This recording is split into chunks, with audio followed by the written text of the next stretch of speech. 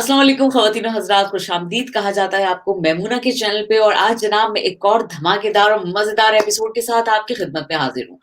जनाब आपने हमेशा सुना होगा कि जर्मनी लोग आते हैं, ठीक है ना? कभी आपने ये नहीं सुना होगा कि जर्मनी से लोग जाते हैं और बाकायदा पूरा प्लान करते हैं कि जी हमें पाकिस्तान जाना है, पाकिस्तान में सेटल होना है, बच्चों को लेके जाना है, फैमिलीज़ को जाना है। तो ये एक बड़ा कहते हैं ना बहुत अहम और बहुत बड़ा फ़ैसला होता है और ये इतना आसान भी नहीं होता जितना सुनने में लगता है। तो आज मैंने अपने इस प्रोग्राम में एक ऐसी शख्सियत को मदऊ किया है जिन्होंने आज से 12 साल पहले पाकिस्तान से जर्मनी आने का प्लान किया था और अब जब 12 साल इन्होंने जर्मनी में गुज़ार लिए तो अचानक हमें सुनने को मिला कि जनाब वो वापस जा रहे हैं पाकिस्तान। तो हम लोग भी थोड़ी देर के लिए भई शॉक्ड हो गए कि ये कैसा फ़ैसला है? मगर आज उन्हीं से जानेंगे कि आया कि उन्होंने ये फ़ैसला कैसे किया और जर्मनी कैसे आए और जब जर्मनी आए तो उस वक़्त उनके क्या तासुरात थे? तो सबसे पहले मैं खुशामदीद कहूँगी सलमान हमीद साहब को कि वो मेरे इस शो में तशरीफ़ लेकर आए हैं। बहुत शुक्रिया मोना, आपने इनवाइट किया। वालेकुम अस्सलाम, कैसी हैं आप? मैं बिल्कुल खैरियत से हूँ, ठीक-ठाक हूँ। आप खैरियत से हैं, ठीक-ठाक हैं? जी, अल्हम्दुलिल्लाह, अल्लाह का शुक्र है। जी जनाब। चलिए जी सलमान काफ़ी मैंने गॉसिप सुनी है, काफ़ी लोग आजकल इस टॉपिक पे बात कर रहे हैं कि जी आप जर्मनी आए और जर्मनी के बाद जब पाकिस्तान आप जा रहे हैं। मैंने हमेशा से ये सुना है कि जी जब भी हम जाते हैं जर्मनी से पाकिस्तान, तो लोगों का यही सवाल होता है कि भाई हमें जर्मनी बुला लो, हम कैसे आ सकते हैं? मगर आप जिस वक़्त जर्मनी आए, उस वक़्त आपके क्या तासुरात थे और क्या फीलिंग्स थी? मेरा ख़्याल है कि मेरे 12 साल पहले वही तासुरात थे जो आजकल पाकिस्तान में बैठे हर स्टूडेंट के, हर बंदे के जो वहाँ से निकलना चाह रहे हैं, उसके तासुरात हैं। मैं भी जब 12 साल पहले 25-26 साल का नौजवान सा था, तो उस वक़्त मेरी यूनिवर्सिटी ख़त्म हुई थी, मैं जॉब कर रहा था और उस वक़्त बहुत सारे दोस्त अहबाब जो उस वक़्त बाहर जा चुके थे। ज़्यादातर लोग चूज़ करते थे यूएस जाते थे, ऑस्ट्रेलिया जाते थे, यूके जाते थे, इंग्लिश स्पीकिंग कंट्रीज़ में। और मेरे कुछ 1-2 दोस्त जो जर्मनी गए और उन्होंने उस वक़्त जो उनसे राब्ता रहा, उस वक़्त ख़ैर फ़ेसबुक इतनी ज़्यादा आम नहीं थी, लेकिन ये 2000 8-7 की बात मैं कर रहा हूँ जब नई-नई फ़ेसबुक आई। तो उस वक़्त हम फिर उनकी वो जो तस्वीर देखा करते थे, उनसे राब्ते में थे और उस वक़्त हमें तभी ये सोच में आ जाता था कि यार हम भी ऐसे किसी मुल्क में जाएँ। और फिर 2010 में मैं जब जर्मनी आया हूँ, तो उसकी एक बड़ी वजह तो यही थी कि आला तालीम हासिल करने का बड़ा शौक था और सोचा हमेशा यही था कि अगर मौका मिला, अगर ऐसा हुआ तो इंशाल्लाह बाहर के मुल्क से मास्टर्स करने जाएँगे, तो वो ख्वाब पूरा हुआ। और उसके बाद दूसरी बात ये कि सोचा यही था कि कुछ साल, 2-4 साल, तब तो ज़हन में 2-4 साल ही थे कि 2-4 साल यहाँ रहेंगे, जॉब करेंगे, इंटरनेशनल एक एक्सपीरियंस हासिल करेंगे, जॉब का तजुर्बा लेंगे, उसके बाद फिर वापस पाकिस्तान आएँगे। लेकिन ख़ैर वापस जाते-जाते 12 साल का अरसा गुज़र गया और अब फैसला किया है कि वापस जाया जाए। अच्छा ये क्या बहुत आसान था फैसला सलमान आपके लिए या फैमिली के लिए ये फैसला या ये डिसीजन लेना कि जी यहाँ जर्मनी छोड़ के पाकिस्तान दोबारा वापस जाया जाए? आसान बिल्कुल भी नहीं था और ख़ैर मैंने ज़्यादा मुश्किल इस वजह से भी कर दिया कि मैंने एक ऐलान सा कर दिया सोशल मीडिया पर और कुछ पॉडकास्ट्स की और मेरे जानने वाले हज़रात काफ़ी हैं यहाँ जर्मनी में, कुछ अरसे से काफ़ी हम इन हैं। फ़िल्म्स बना रहे हैं, शोज़ कर रहे हैं, थिएटर कर रहे हैं, तो उस हवाले से।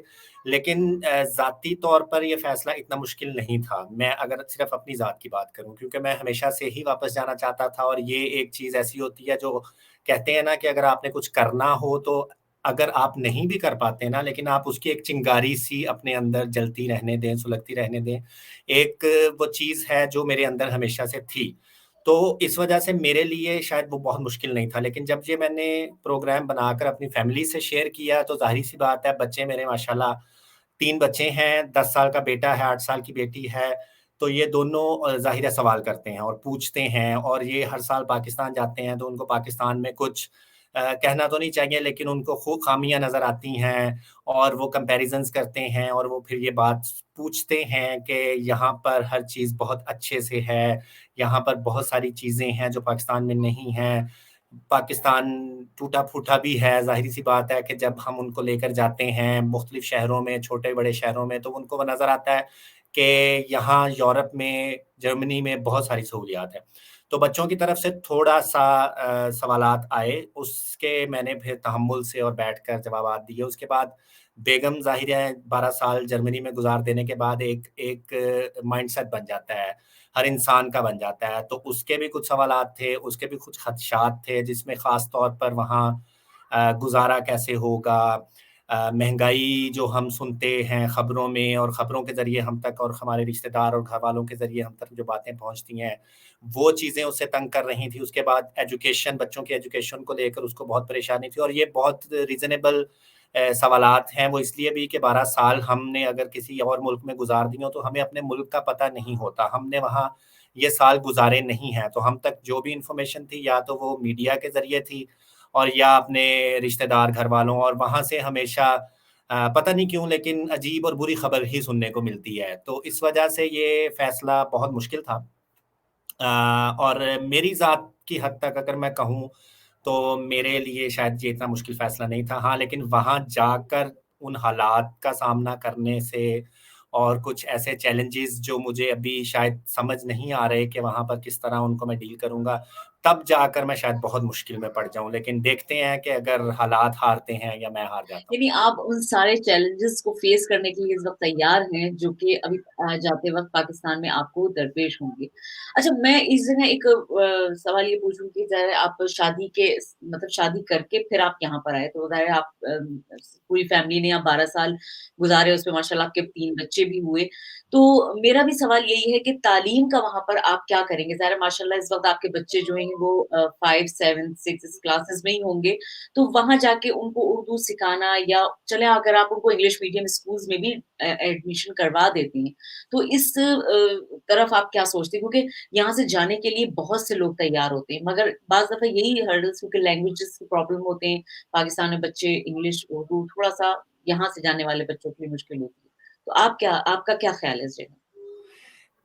जैसे मैंने पहले बताया मोना कि मेरा चूँकि हमेशा से इरादा था, तो ये ज़हन में कहीं न कहीं चीज़ थी कि क्योंकि मैंने बच्चों के साथ जाना है, तो मुझे इनको उस कल्चर के साथ, उस ज़ुबान के साथ जो हमारी मादरी ज़ुबान उर्दू है, उसके साथ लाज़मी इनको कनेक्टेड रखना है, इनको जोड़ के रखना है।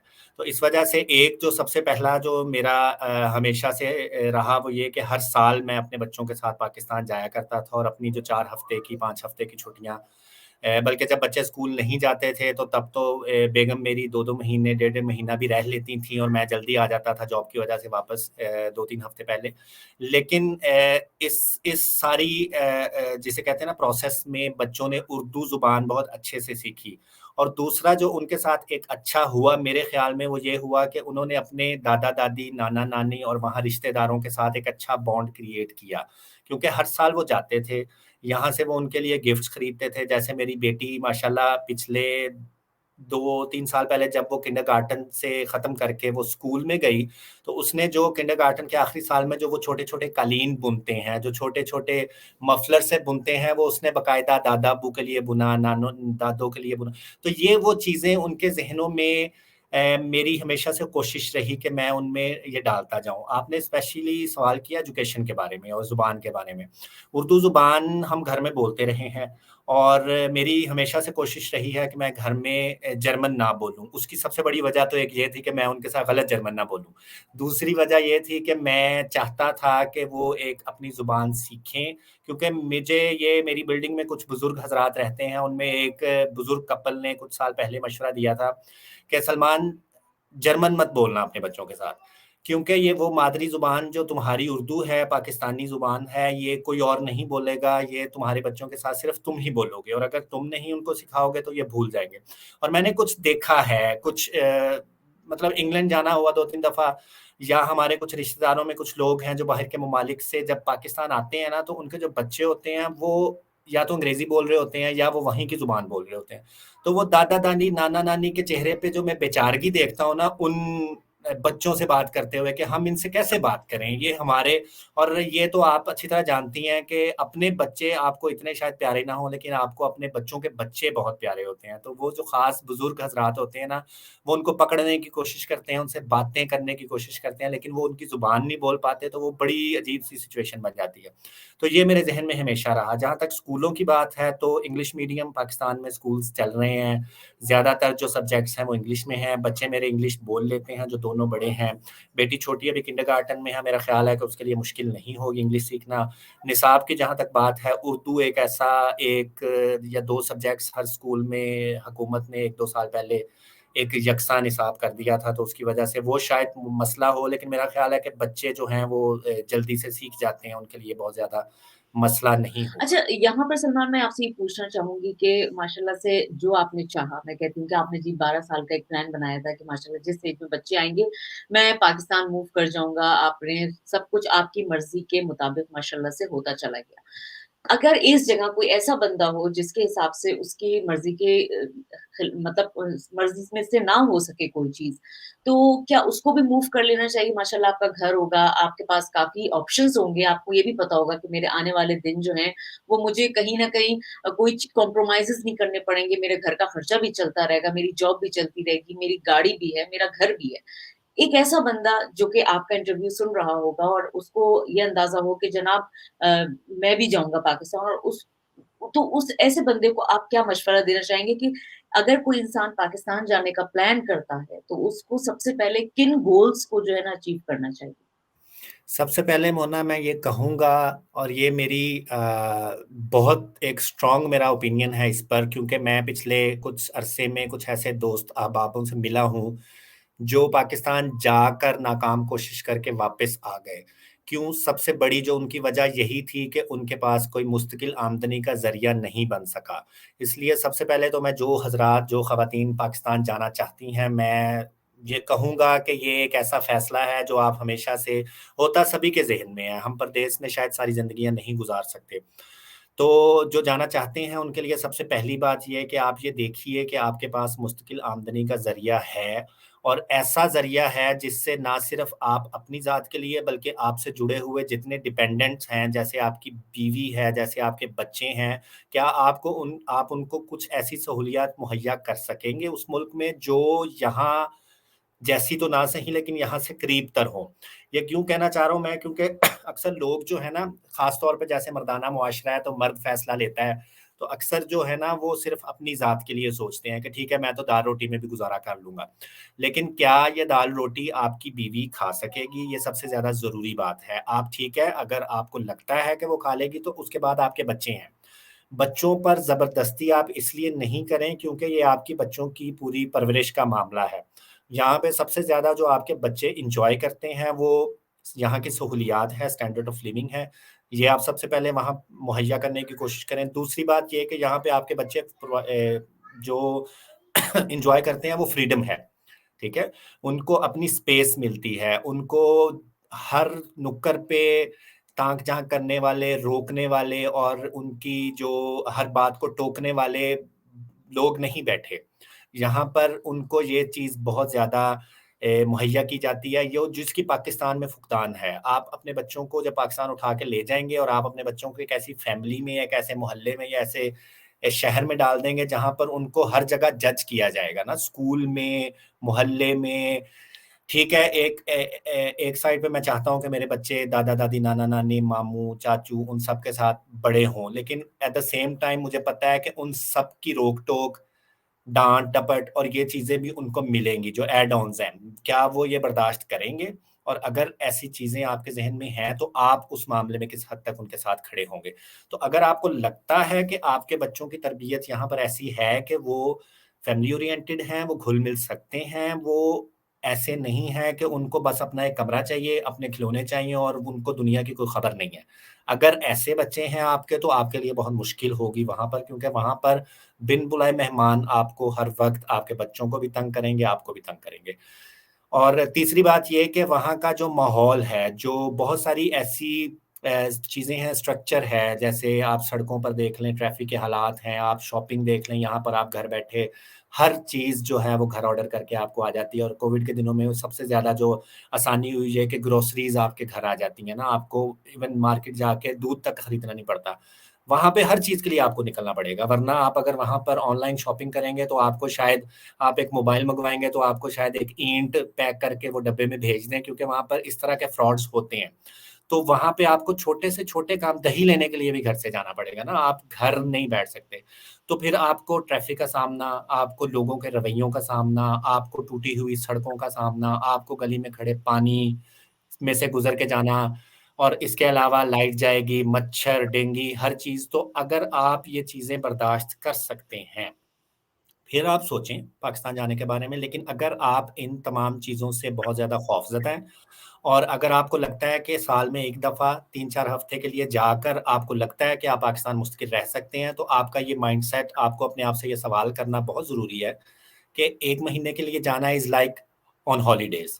हॉलिडे पे आपका माइंडसेट ही मुख्तलिफ होता है ना, आपने सिर्फ़ जाना है, बहुत सारे पैसे लेके जाने हैं, आपके सारे ख़ानदान, भाई-बहनों और रिश्तेदारों ने आपके इर्द-गिर्द फिरना है, आपको एक वीआईपी जैसा माहौल मिलना है, आपने 1 महीना गुज़ारना है, आ जाना है एंड यू फ़ील लाइक कि बहुत मज़ा आया। लेकिन जब आपने मुस्तकिल जाना है, तो ये हॉलिडे वाला आपका मूड ख़त्म हो जाएगा। हुँ, तो ये चीज़ें कुछ हैं जो आपको सोचनी पड़ेंगी पाकिस्तान जाने से पहले, जज़्बात में फ़ैसला मत करें, हुँ, ये हुँ। बहुत खतरनाक होगा। कोई बात और सबसे इम्पोर्टेंट बात इसमें मैं यही पूछना चाहूँगी सलमान आपसे कि अगर आपको लगता है 10-15 साल बाद बच्चे या बीवी ने ये कहा कि जनाब इससे अच्छा तो हम जर्मनी में ही सेट थे। तो उन ख़यालात जो आप इस वक़्त एक एनर्जी, एक मोटिवेशन लेके जा रहे हैं, उसमें के बारे में क्या सोचा है कि कल को अगर बच्चों ने मुझसे कहा कि आप इससे अच्छा तो हम जर्मनी में ही अच्छे थे, आप यहाँ पर क्यों आ गए? तो क्या सोचते हैं इस जगह क्या जवाब होगा सलमान का? इसमें सबसे पहली तो ये बात है कि आप अगर अपने बच्चों के साथ बहुत ज़्यादा कम्युनिकेट करते हैं, आप अपने बच्चों को समझते हैं और आप इस चीज़ के हक़ में हैं कि आपने अपने बच्चों को डाँट-डपट कर या ज़बरदस्ती नहीं करनी बल्कि आपने उनको समझाना है। तो ज़ाहिर है अगर बच्चों में से या बीवी में से किसी में से एक सवाल आते हैं इस तरह के कि ये देखें यहाँ ट्रैफ़िक कितनी बुरी है। पाकिस्तान में, जबकि जर्मनी में हमें कितना सुकून था। तो जी। आपके पास इसके काउंटर आर्गुमेंट्स होने चाहिए कि अगर आप अपने आप को इस चीज़ के लिए रज़ामंद कर चुके हैं कि पाकिस्तान में बहुत सारी बुराइयाँ मिलेंगी, आपको बहुत सारी ऐसी सहूलियात का फुकदान मिलेगा, तो एट द सेम टाइम आपको कुछ अच्छी चीज़ें भी मिलेंगी। सबसे पहली अच्छी चीज़ जो मुझे नज़र आती है, वो आपकी फैमिली, आपके रिश्तेदार, आपके दोस्त-अहबाब, आप स वही ज़बान बोल सकते हैं, आप वो उस कल्चर में इंटीग्रेट हो सकते हैं, यहाँ पर वो आप नहीं कर सकते इस तरह। क्योंकि हम बहैसियत मुसलमान एक पाकिस्तानी मुआशरे से आए हैं, तो हम हर चीज़ भुलाकर जर्मन मुआशरे में अपने आप को पूरी तरह इंटीग्रेट नहीं कर सकते। हमें बहुत सारी चीज़ों में कुछ अपना आप रखना पड़ता है। उसके अलावा वहाँ पर आप हलाल खाना जो है, ठीक है, वो कुछ लोग कहते हैं कि लाहौर जा रहे हो तुम, तो लाहौर में तो हलाल खाना मुश्किल ही है, खोते खा चुके हैं सारे। लेकिन एक और चीज़ जो यहाँ पर जर्मनी में मैंने मिस की वो ये थी कि आपको वहाँ अपनी मनपसंद मर्ज़ी का खाना मिल जाता है। आपने जिस तरह का भी खाना खाना है, आप बाहर निकल के खा सकते हैं। यहाँ पर इस चीज़ का बहुत बड़ा फुकदान है।